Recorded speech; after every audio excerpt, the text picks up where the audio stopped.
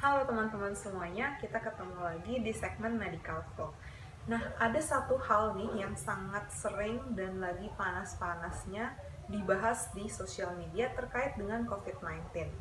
Teman-teman pernah dengar nggak sih istilah happy hypoxia? Nah, ini nih yang bakal aku bahas sekarang, berhubung banyak banget orang awam yang sering dengar istilahnya, tapi sebenarnya dia nggak tahu happy hypoxia ini apa.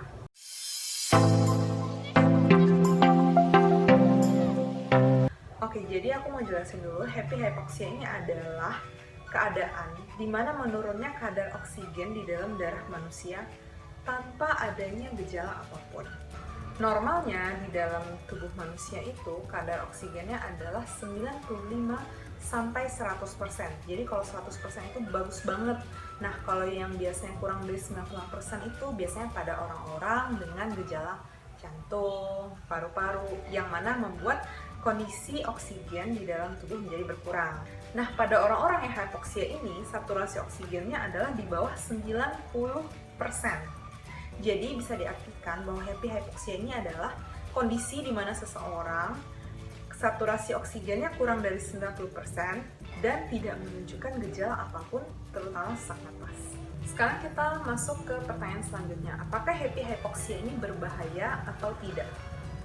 Jawabannya adalah berbahaya. Kenapa? Karena orang yang mengalami happy hypoxia ini, di mana saturasi oksigennya rendah seperti yang udah aku jelasin tadi, dan sudah diberi bantuan oksigen pun, paling-paling kadar oksigennya hanya mencapai 62-78% saja. Jadi tidak bisa seperti orang normal yang oksigennya itu 95-100%. Ini sudah dengan bantuan nafas.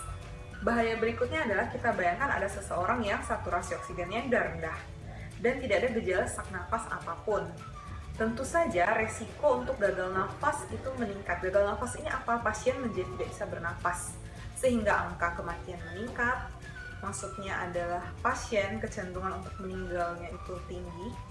Kedua, resiko masuk ICU-nya juga meningkat karena memang membutuhkan perawatan yang intensif. Dan ketiga, membutuhkan alat bantu nafas seperti ventilator yang biasanya kita temukan pada ICU. Selanjutnya, untuk kemungkinan terjadinya happy hypoxia pada seorang pasien COVID-19, sampai saat ini masih belum diketahui angka pasti dan presentasinya. Tapi ada suatu penelitian yang mengungkapkan bahwa estimasi 62% dari pasien yang menderita COVID berat dan 46% pasien yang meninggal dunia itu tidak ada gejala sesak nafas sama sekali. Terus kita lanjut lagi nih, dok, kenapa sih kadar oksigen darah dalam pasien COVID-19 itu bisa menurun? Nah, ini ada dua penyebab. Pertama, karena adanya peradangan di paru-paru pasien tersebut. Karena ada peradangan, terus paru-parunya jadi rusak sehingga paru-paru menjadi tidak bekerja secara optimal. Lalu turunlah kadar oksigen dalam darah. Dan penyebab yang kedua, jadi bisa salah satu atau mungkin juga bisa dua-duanya. Penyebab yang kedua adalah karena adanya bekuan darah di pembuluh darah paru-paru. Jadi bayangin ada paru-paru, banyak pembuluh darah kan. Nah, di salah satu pembuluh darahnya itu ada bekuan darah, sehingga ada sumbatan yang membuat pembuluh darahnya ini menjadi tidak mengalir secara lancar. Nah, itu juga bisa menyebabkan penurunan kadar oksigen di dalam darah. Kalau tadi aku sedang ngejelasin penyebab dari hypoxia pada pasien COVID-19, nah kita pasti akan bertanya-tanya dong, kenapa pada pasien COVID-19 ini bisa menunjukkan gejala tidak ada sesak nafas sama sekali? Tadi kan ada tuh yang peradangan di paru-paru, bekuan darah di pembuluh darah paru-paru. Nah, sekarang kenapa nggak ada gejala sesak nafasnya? Jadi ada suatu penelitian terbaru yang dilakukan di luar negeri sana, memberikan suatu estimasi, ya ini memang masih belum fix, tapi ini adalah semacam hipotesanya dari penelitian itu, bahwa virus corona ini sekarang sudah mampu menyerang bagian otak, yaitu sistem saraf, sehingga mengganggu respon sesak nafas pada manusia. Jadi ini harusnya ketika saturasi oksigen itu menurun, maka tubuh dari otak akan memberikan respon, lo mesti sesak nafas nih. Ini buat sebagai gejala, alarm, warning bahwa lu tuh butuh oksigen lebih. Tapi karena virus corona ini menyerang bagian otak, jadi otak tidak bisa memberikan respon kayak ya udah nggak apa-apa, nggak perlu sesak nafas gitu. Padahal kan perlu banget sesak nafas ini bahwa kita tahu oh memang saturasi oksigennya menurun dan perlu alat bantu, misalnya oksigen atau ventilator dan sebagainya. Lalu setelah aku udah menjelasin panjang lebar tentang hypoxia ini, nah sekarang aku mau cerita sedikit tentang alat yang digunakan untuk mendeteksi hypoxia ini. Jadi alat yang berguna untuk mengukur saturasi oksigen adalah pulse oximetry. Pulse oximetry ini bentuknya kecil dan hanya ditaruh di jari saja, bisa di telunjuk atau di jempol, tapi paling sering sih kita naruhnya di jempol atau di jari. Jadi gampang, tinggal ditaruh, terus keluar deh angka saturasi oksigennya. Kenapa di jempol? Karena kan ini di ujung jari. Kalau di ujung jarinya saja sudah bagus, berarti pembawaan oksigen ke seluruh tubuh sudah oke dong. Karena yang di ujung-ujung saja sudah oke kan angkanya. Nah, itulah bagaimana kerja dari pulse oximetry ini.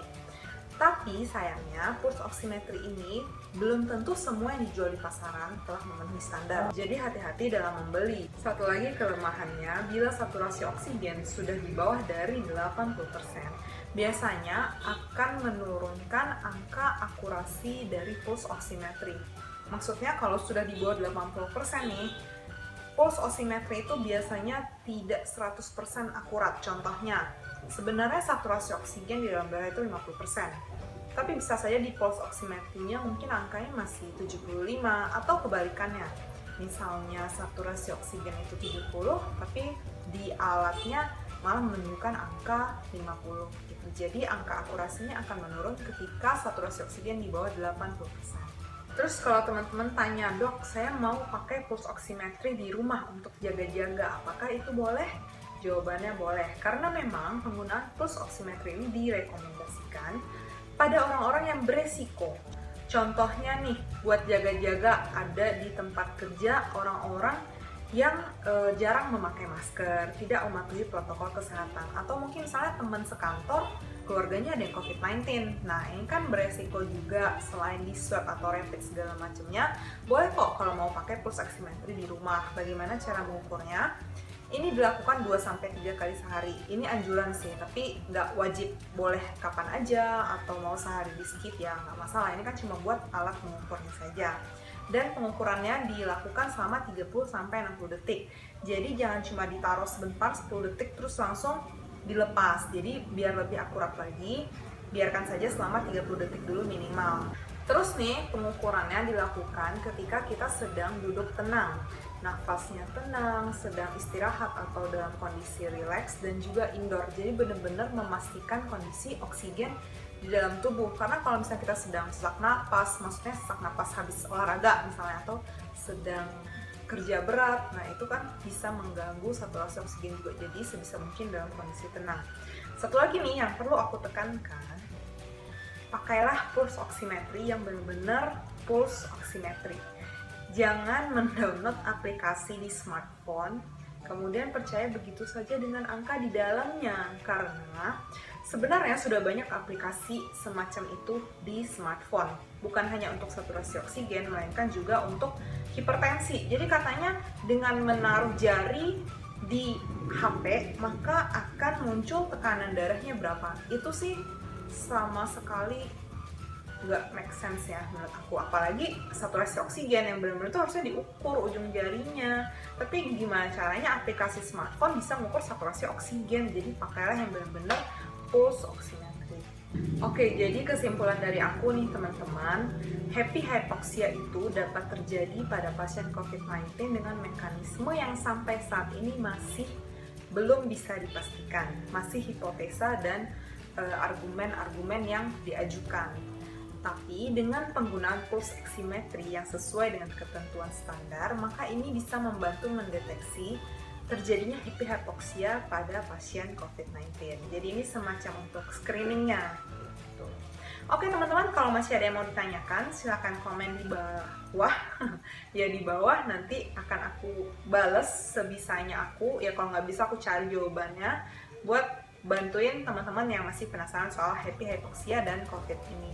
Jangan lupa juga untuk subscribe kalau belum subscribe, dan jangan lupa dikasih jempolnya, di like, dan jangan lupa juga untuk di-share ke semua kerabat-kerabat kamu biar pada tahu dan aware tentang happy hypoxia ini.